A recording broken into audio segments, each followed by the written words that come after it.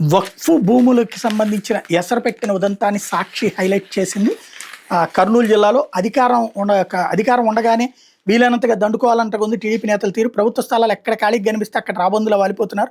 కర్నూలు జిల్లాలో వేల కోట్ల విలువైన ప్రభుత్వ స్థలం కబ్జా చేసేందుకు పచ్చ బ్యాచ్ పావులు గదుపుతుంటే, నంద్యాల జిల్లా బనగానపల్లి అయితే ఏకంగా వక్ఫ్ బోర్డు స్థలానికి ఎసరు పెట్టేశారు. మంత్రి బీసీ జనార్దన్ రెడ్డి కనుసన్నలోని భాగవతం నడుస్తోందని స్థానికులు ఆరోపిస్తున్నారు.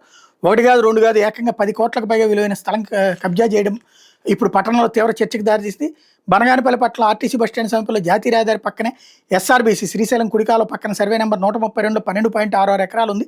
సర్వే నెంబర్ 132/2Bలో 5.11 ఎకరాలు, 132/3లో 4.3 ఎకరాలు, 132/2లో 3.24 ఎకరాలు ఉంది. ఇందులో కొంత ఎస్ఆర్బీసీకి వినియోగించారు. అయితే సర్వే నెంబర్ 132/3లోని 4.3 ఎకరాలు ఖాళీగా ఉంది. ఇందులో కంప చెట్లు ఉన్నాయి. ఈ స్థలం మీద టీడీపీ నేతలు కనబడింది. 3 రోజులుగా అక్కడ కంప చెట్లను జేసీబీలతో తొలగించి స్థలాన్ని చదును చేస్తున్నారు. గ్రావెల్ దోలి దాన్ని కబ్జా చేస్తున్నారు. ఇలా కంప చెట్లు తొలగించి చదును చేసి ఆక్రమించిన స్థలం 75 సెంట్లు ఉంటుందని సమాచారం అన్నటువంటి వార్తని హైలైట్ చేసింది.